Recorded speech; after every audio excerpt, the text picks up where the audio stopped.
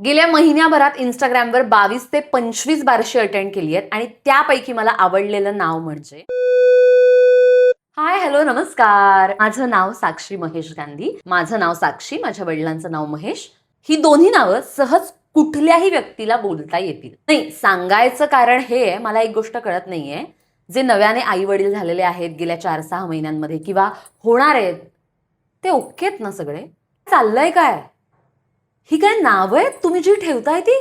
की लोकांनी पुढे त्याला नावं ठेवू नयेत म्हणून तुम्ही आत्ताच नावं ठेवून घेताय?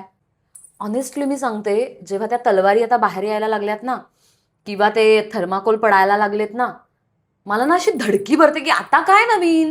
मध्यंतरी मी ऐकलं होतं थर्माकोलवर बॅन आहे.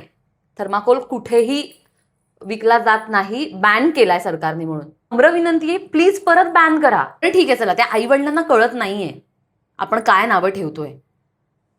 पण आजूबाजूची लोक, फॅमिली, फ्रेंड सर्कल, त्या लोकांना तर आपण आधी सांगतो ना की मी माझ्या मुलीचं नाव असं ठेवणार आहे.